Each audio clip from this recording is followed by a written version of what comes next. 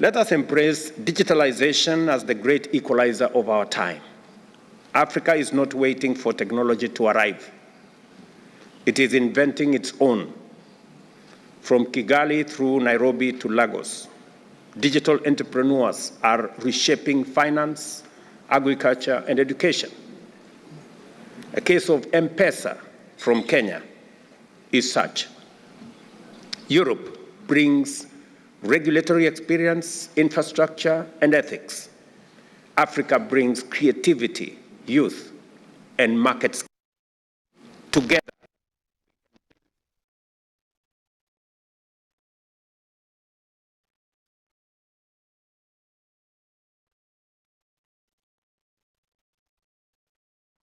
Digital century, Africa.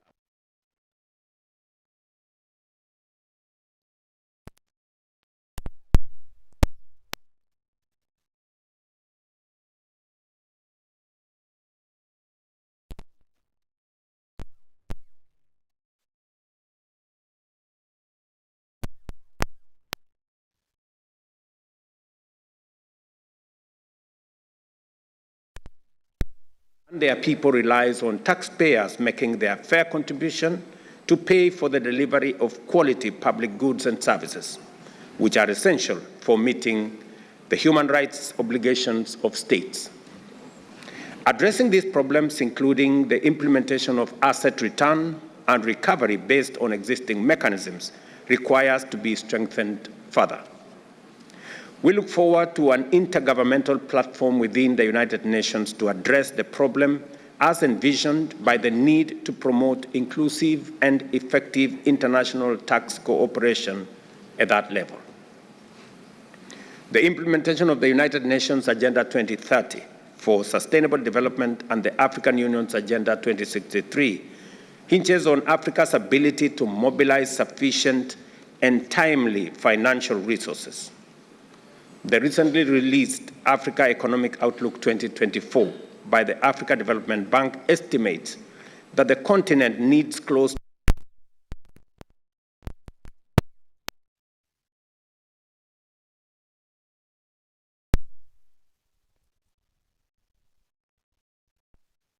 to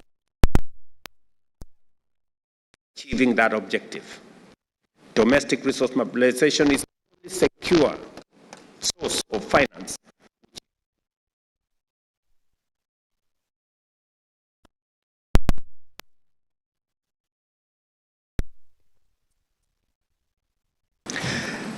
And we must defend the principle that dialogue, not domination, must govern our shared future. Let us be the voices that say to the world, cooperation is not weakness, and solidarity is not naivety. Second, we must deepen regional economic integration, beginning with the Africa Continental Free Trade Area. This is the largest economic integration project since the creation of the European Union itself. A single market of 1.4 billion Africans offers immense opportunities not only to us, but also for our partners in Europe. Europe should see ACFTA not as competition, but as collaboration. As African nations trade more with each other, they will also trade more and better with Europe.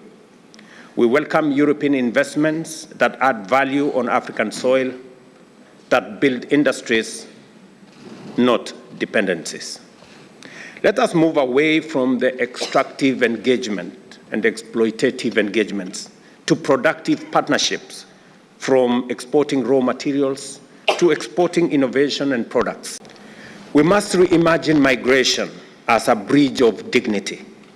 Our youth are crossing deserts and seas not because they love danger, but because they seek opportunity.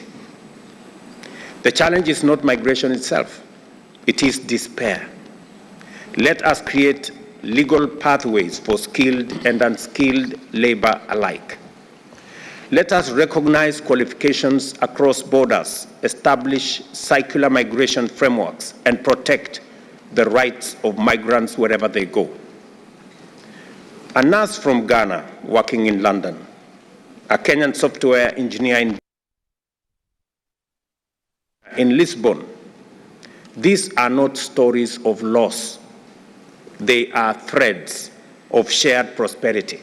Migration should not drain Africa's talent. It should circulate it. Our continents are bound by geography and destiny. Europe faces a demographic winter. Africa is in the bloom of youth. Europe holds enormous capital, modern technology, and mature institutions.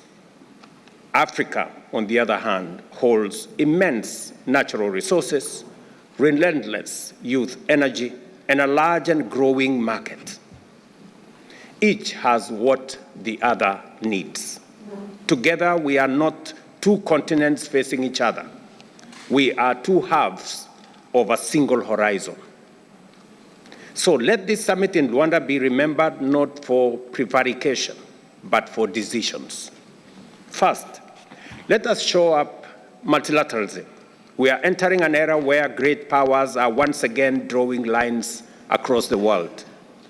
But Africa and Europe both know the cost of division. We have no interest in returning to the zero-sum game of global rivalry. We must stand shoulder to shoulder for a rules-based international order that treats every nation with dignity. We must reform the United Nations Security Council to reflect the world as it is today, not as it was in 1945. Africa asks only for fairness, for a seat at the table, not a place at the menu, for a partnership grounded not in pity, but in parity. The time has come to move from promise to progress and from frameworks to follow-throughs.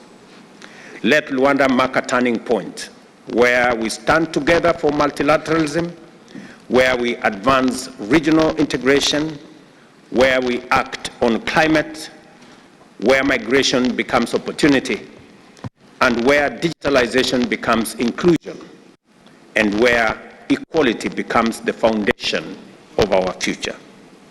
My friends, the question before us is not whether we will work together. The question is whether we will have the courage to do so as equals. Because history has already shown us what divides us. The future, if we are wise enough to claim it, can show us what unites us. Africa is ready. The question is whether we are ready together. I thank you for your attention. We must act together on climate adaptation urgently and justly.